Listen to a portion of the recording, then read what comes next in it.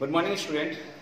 पिछली वीडियो में आपने देखा, हमने आपको आरएस वाले वाक्य में जो 4 रूल्स बताए थे, 4 नियम बताए जो उस आरएस वाले वाक्य में चेंज करेंगे। अब लास्ट जो 5वां है उसमें आपको मैं एक बार आपसे बात को कहना चाहूंगा कि हम जो वाक्य है, जैसे वो एग्जाम्पल मैंने लिखा था, I am going to school, I am going to school with your brother। इसमें मैंने आपको बताया कि यहां से यहां तक ये वाक्य जो है ये आरएस वाला वाक्य है, और ये बताया मैंने आपको आदि वाला वाक्य।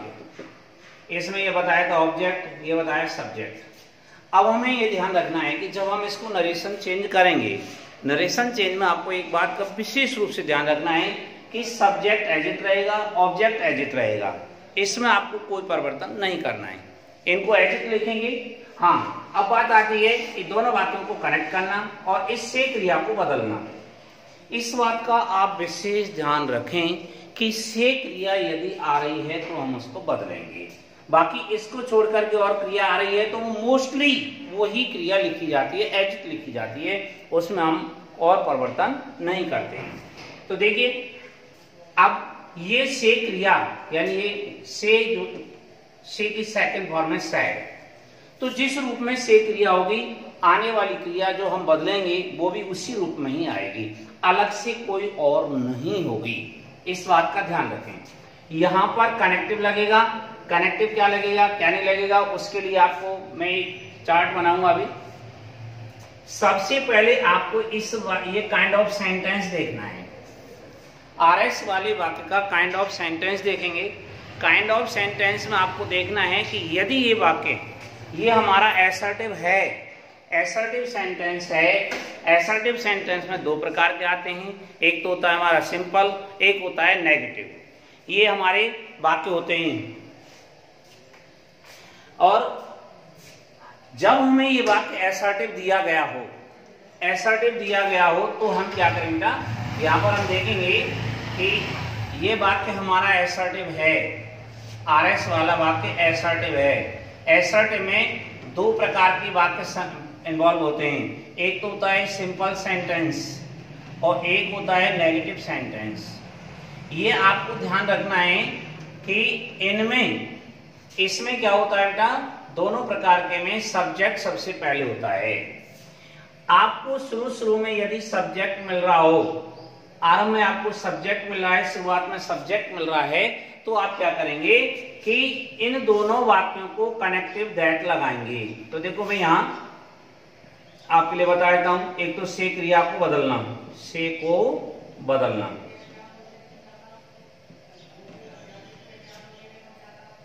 और यहां पर कनेक्टिव लगाना।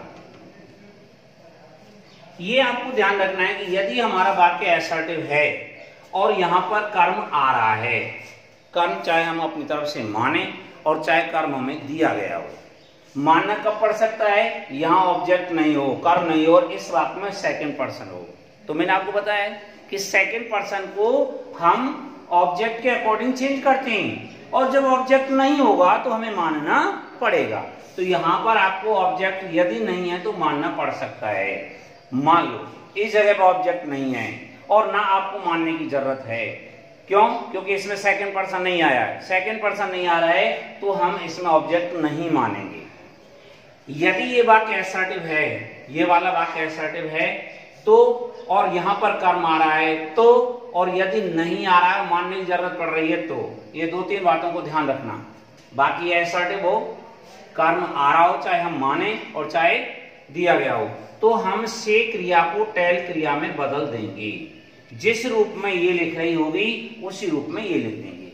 ये क्रिया यदि सेकंड फॉर्म लिख रही है तो हम इसकी भी सेकंड फॉर्म लिख देंगे। इस क्रिया में ऐसे ही एस लगा हुआ है, इसमें ऐसे ही एस लगा देंगे। ये फर्स्ट फॉर्म लिख रही है तो इसकी फर्स्ट फॉर्म लिख देंगे।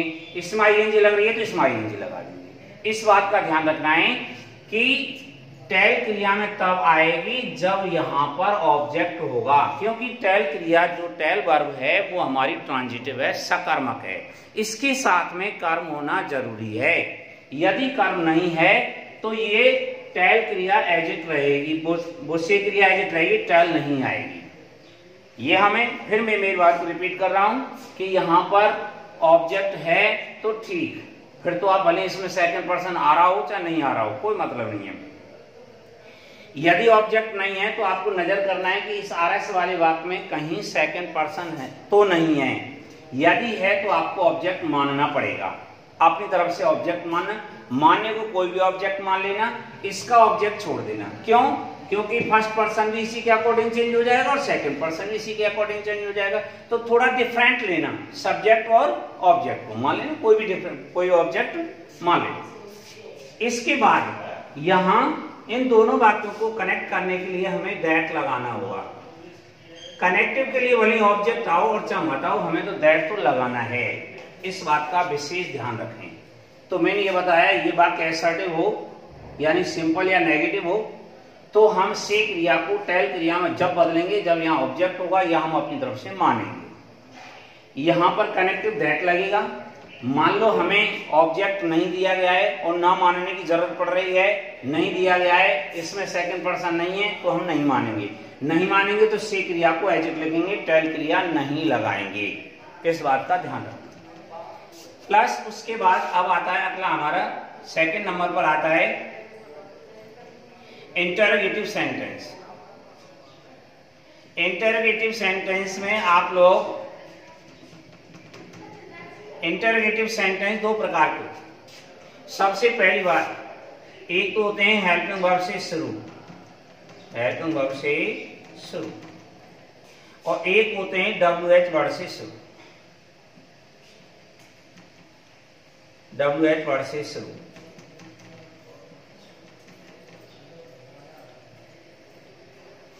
तो आप लोगों को ध्यान देना है कि जब हमारा वाक्य इंटरोगेटिव हो, ये इंटरोगेटिव है वाक्य हमारा, तो हमें यहां से क्रिया को आस्क क्रिया में बदलेंगे, भले ऑब्जेक्ट हो और चाहे मत हो, ये तो आस्क आएगी। ये आस्क जो है वो ट्रांजिटिव भी है और इंट्रांजिटिव भी है, मिल जाता है, ऑब्जेक्ट होता है तो ठीक, नहीं होता है तो ठीक। अच्छा, इस बात का ध्यान रखें, यदि हमारा ये वाक्य हेल्पिंग वर्ब से शुरू किया गया है तो दोनों वाक्यों को कनेक्ट करने के लिए हम या तो लगाएंगे इफ या लगाएंगे वेदर। इफ या वेदर का यूज किया जाएगा। और यदि WH वर्ड से शुरू है तो आपको इसी WH वर्ड से जोड़ देना है, वही WH वर्ड आपका कनेक्टिव का काम करेगा, अलग से कोई भी WH वर्ड नहीं लगाना है। एक बात और ध्यान रखनी है, वो क्या बात ध्यान रखनी है कि WH वर्ड के साथ और हेल्पिंग वर्ब से पहले आपको यदि कोई भी वर्ड और दे रखा, कोई नाउन जोड़ रखी हो तो आप उस नाउन को अलग ना करें, WH वर्ड के साथ ही रखें, उसको उसी के साथ कनेक्ट करें।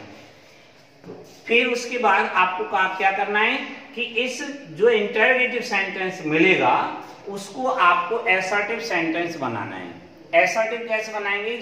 उसमें हम सब्जेक्ट को पहले लाएंगे और हेल्पिंग वर्ब को पीछे ले जाएंगे, और पीछे जो हमारे पीछे पीछे प्रश्नवाचक चिन्ह होगा उसको हटा करके हम फुल स्टॉप का चिन्ह लगा देंगे, इस बात का ध्यान रखें।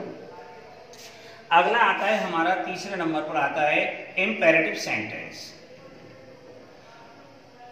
इसमें आपने गौर किया कि यहां सब्जेक्ट, इसमें सबसे पहले सब्जेक्ट मिल रहा था, यहां सब्जेक्ट से पहले आपको हेल्पिंग वर्ब मिलेगी इंटरोगेटिव में। और इंपेरेटिव में क्या होगा? इंपेरेटिव सेंटेंस में आपको सबसे पहले मेन वर्ब की फर्स्ट फॉर्म मिलेगी, मेन वर्ब की फर्स्ट फॉर्म मिलेगी। और जब ये मेन वर्ब की फर्स्ट फॉर्म यानी वाक्य इंपेरेटिव हो तो आपको इस वाक्य का सेंस देखना है। सेंस मतलब भाव। यदि इसमें आदेश का भाव आता है, आरएस वाले वाक्य में आदेश का भाव आता है तो आपको ऑर्डर लगाना है, ऑर्डर से क्रिया गए वो ऑर्डर लगाएंगे। जैसा कि मैं आपको पहले कह चुका हूं, जिस रूप में से क्रिया होगी उस रूप में ये क्रियाएं आएंगी। ये सेकंड फॉर्म है तो सेकंड फॉर्म आएगी, ये फर्स्ट फॉर्म है तो फर्स्ट फॉर्म आएगी। और यदि इस RS वाले वाक्य में सलाह का भाव होता है, सलाह का भाव होता है तो हम एडवाइस लगाएंगे। और यदि इसमें मनाही का भाव है, मनाही का भाव कब हो सकता है? डोंट या डू नॉट। मेन वर्ड से पहले डोंट या डू नॉट आ रहे हैं, डोंट या डू नॉट जब आ रही मेन वर्ड की फर्स्ट वर्ड, इसमें होता है मनाही का भाव। मनाही का भाव हो तो आप इसको फॉरवर्ड में बदल देंगे। फॉरवर्ड यानी इसकी फॉरवर्ड सेकंड फॉर्म होती है।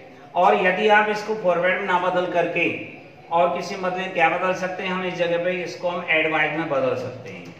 एडवाइज में बदलेंगे तो हमें एक बात बताऊंगा क्या करना है, वो देखिए। यहां इनके साथ कनेक्टिव होगा बेटा टू के साथ मेन वर्ब की फर्स्ट फॉर्म एज इट लिखी जाएगी, सेकंड फॉर्म नहीं होगी, क्योंकि टू इन्फिनिटिव का नियम इस बात की पुष्टि करता है कि टू के साथ में मेन वर्ब की फर्स्ट फॉर्म लगानी है। इनके साथ टू लग जाएगा, इसके साथ टू लग जाएगा, परंतु डोंट या डू नॉट वाला आ रहा है और आप एडवाइज लिख रहे हैं, से की जगह पर एडवाइज लिख रहे हैं, तो आपको इस कनेक्टिव से पहले टू लगाना पड़ेगा। इस बात का ध्यान रखना। बाकी हमारा डोंट या डू नॉट वाला हो तो डोंट या डू नॉट वाले में ये हो जाता है और ये भी हो जाता है, दोनों में चेंज हो जाती है। इसके बाद यदि हमारा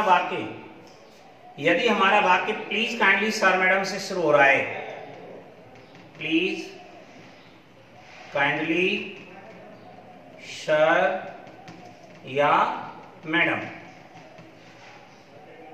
और उसके बाद में आ रही मेन वर्ब की फर्स्ट फॉर्म, तो ये हमारे निवेदनात्मक शब्द हैं। इनमें निवेदन का भाव माना जाता है बेटा, और निवेदन का भाव होता है तो हम इसको रिक्वेस्ट में बदल देंगे। और जैसे ही रिक्वेस्ट आएगा इनमें से जो भी होगा उसको हटा दिया जाएगा। क्यों हटा दिया जाएगा? क्योंकि ये हमारे लिए रिक्वेस्टिव सेंस लाए हैं और हमने रिक्वेस्टिव सेंस रिक्वेस्टेड से ले लिया, तो फिर इनको हटा दिया जाता है, क्योंकि डबल उसमें हम किसी सेंस को प्रकट नहीं करेंगे। यहाँ इनके आने पर ये रिक्वेस्टेड आया था, रिक्वेस्टेड के आने पर इन्हें हटा दिया जाएगा। कनेक्टिव वही टू लगेगा, इस बात का ध्यान रखना। इसके लिए भी ये टू है, इसके लिए भी टू है, ये अलग से कोई कनेक्टिव नहीं है, ये अलग से कोई हो। हाँ, केवल ये ध्यान रखना है कि डोंट या डू नॉट वाला आ रहा है तो हम उसको फॉरवर्ड में बदलेंगे तो टू लगाएंगे, और एडवाइज में बदलेंगे तो नॉट टू लगाएंगे।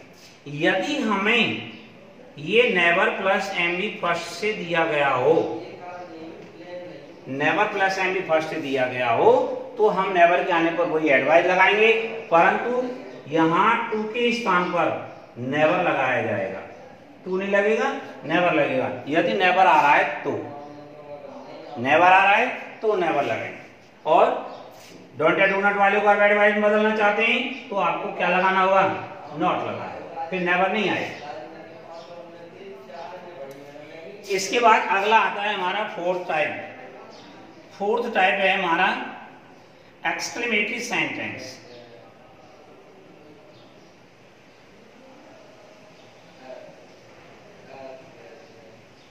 एक्सक्लेमेटरी सेंटेंस में जो हमारे अंदर के भाव होते हैं, एक्सक्लेमेटरी सेंटेंस वो होते हैं जो हमारे आंतरिक जो भाव हैं वो एक साथ निकल करके आ जाते हैं, एक साथ उत्पन्न हो जाते हैं, तो हम उसको ये एक्सक्लेमेटरी सेंटेंस मानेंगे। और एक्सक्लेमेटरी सेंटेंस में क्या होगा कि आपको सबसे पहले ओ आ गुड हेवंस,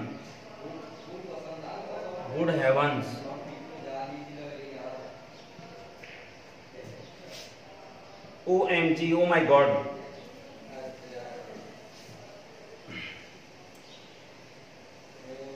इनके आने पर, और एक वाक्य हमारा व्हाट ए या व्हाट एन प्लस विशेषण, और उसके बाद SVO सब्जेक्ट वर्ब ऑब्जेक्ट, यानी हमारा बात लिख रहा हो ऐसे, इसमें SVO subject verb object verb, या फिर आपको हाउ प्लस विशेषण दे रखा हो, हाउ प्लस विशेषण और इनके बाद में एस बी ओ ये दे रखा है। इन सभी के आने पर इसमें आश्चर्य का भाव माना जाएगा। एक्सक्लेमेटरी सेंटेंस आता है तो कनेक्टिव दैट लगता है। एक्सक्लेमेटरी सेंटेंस को हम दैट से जोड़ेंगे और इस वाक्य में आश्चर्य का भाव यदि दिया गया है तो हम क्या करेंगे, आश्चर्य का भाव होने पर आपको क्या करना है कि जो सैड या सैड टू है ना उसको हम एक्सक्लेम्ड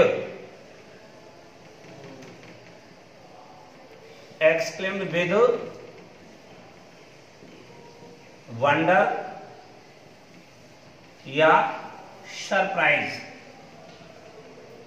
एक्सक्लेम विद वंडर या सरप्राइज में बदलेंगे और तब आएगा यहां ऑब्जेक्ट यदि है तो आ जाएगा कर्म और उसके बाद कनेक्टिव दैट आएगा। तो ये हमें अभी यहां तक हमने एक्सक्लेमेटरी को देखा है। पहले आप इसको अपनी नोटबुक में नोट कर लें, उसके बाद मैं आपको आगे बता रहा हूं। ये एक्सक्लेम सेकंड फॉर्म लिख दिए मैंने, हम फर्स्ट फॉर्म लिखते चले आ रहे हैं। तो एक्सक्लेम यदि वो सेकंड है तो हमें एक्सक्लेम्ड कर देंगे। ये मोस्टली जो से क्रिया है ये मोस्टली हमें सेकंड फॉर्म मिलती है, सैड हो या सैड टू हो। तो आपको ये ध्यान रखना है कि जब ये सेकंड फॉर्म दी गई हो तो हम इसको सब की सेकंड फॉर्म लिखेंगे। ऐसे ही ऑर्डर्ड और ये हो जाएगी for bed, advise, requested, exclaimed. ये मैंने पहले फर्स्ट फॉर्म से समझाया। अब ये सेकंड फॉर्म मोस्टली मिलती है तो मैंने आपको सेकंड फॉर्म को बता दिया है कि यदि ये सेकंड फॉर्म है तो ये भी सेकंड फॉर्म में ही लिखी जाएगी। अभी हम चलते हैं और एक्सक्लेमेटरी पर। एक्सक्लेमेटरी के लिए और ध्यान रखें तो देखिए एक्सक्लेमेटरी वाले में अभी हमने केवल आश्चर्य वाले देखे हैं कि जहां आश्चर्य का भाव होता है, एक्सक्लेम्ड या वंडर साइंस होता है तो हम क्या करते हैं। अब आइए आगे देखते हैं हम।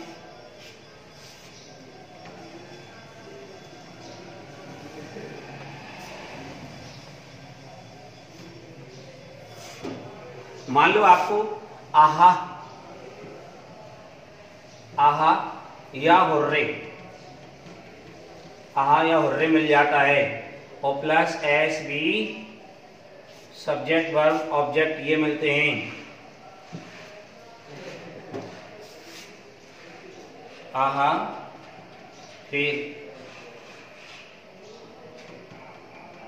हुर्रे ये ऐसे मिलता है और एस बी ओ इनके आने पर इसमें होता है खुशी का भाव। खुशी का भाव होगा तो हम सैड या सैड टू के स्थान पर एक्सक्लेम्ड विद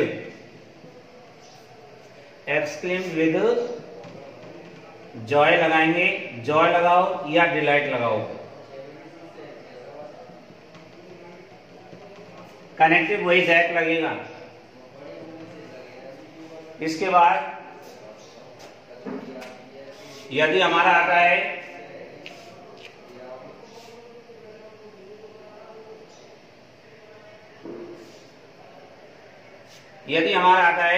यहां पर आ जाए एलाश आ जाता है। उसके बाद एस बी ओ ये आते हैं तो इसमें दुख का सेंस होता है, उदासीनता का सेंस होता है। दुख का सेंस हो तो हम क्या करेंगे, एक्सक्लेम्ड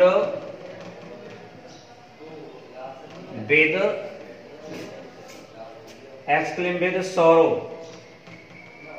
सौरो लगा दो या ग्रीफ लगा दो। कनेक्टिव वही दैट लगेगा।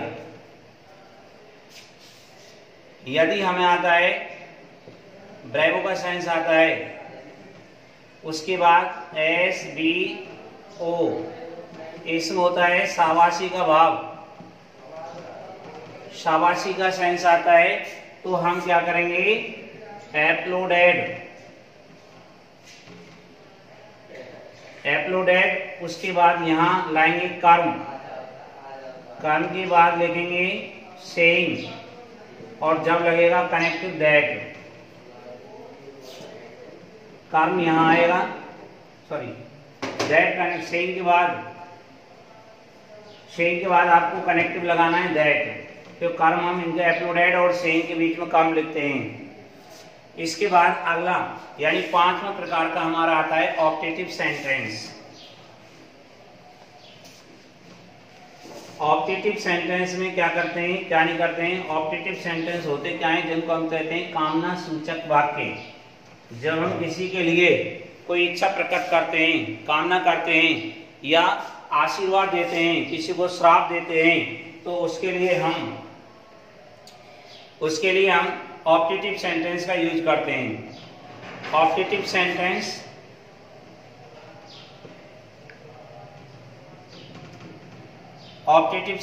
होते हैं, वो होते हैं कामना सूचक। इनकी ये फिक्स है, ये हमेशा ही मे से शुरू होते हैं। मे के बाद होता है सब्जेक्ट के बाद होती है मेन वर्ब की फर्स्ट फॉर्म, और उसके बाद में ऑब्जेक्ट etc। ऑब्जेक्ट के बाद आगे लिख दिया जाता है, पीछे ये चिन्ह लगा दिया जाता है। तो यदि हमारा वाक्य ऐसे हो तो कनेक्टिव दैट लगाना है, और इस वाक्य में ये देखना है कि इसमें कहीं इच्छा प्रकट करने का भाव है। यदि इसमें इच्छा प्रकट की जा रही हो तो हम सैड या सैड टू को विश्व में बदलते हैं। कामना की जा रही है, इच्छा की जा रही है, इच्छा या कामना का भाव हो तो हम सैड या सैड टू को विश्व में बदलते हैं। और यदि किसी को आशीर्वाद दिया जा रहा है, आशीर्वाद या वरदान दे रहे हैं हम किसी को, तो हम इसे सैड या सैड टू को ब्लेस्ड में बदलेंगे। इसको ब्लेस्ड में चेंज किया जाएगा। और यदि किसी को श्राप या अभिशाप दिया जा रहा है, श्राप दिया जा रहा है या अभिशाप दिया जा रहा है, श्राप या अभिशाप हो, तो हम इसको कर्ष में बदलते हैं। कर्ष में बदलने के बाद कनेक्टिव वही हमारा दैट लगेगा, इस बात का ध्यान रखना। परंतु आपको क्या करना है कि ये जो हमारा वाक्य, ये जो वाक्य है, इसको आपको सिंपल बना करके लिखना है।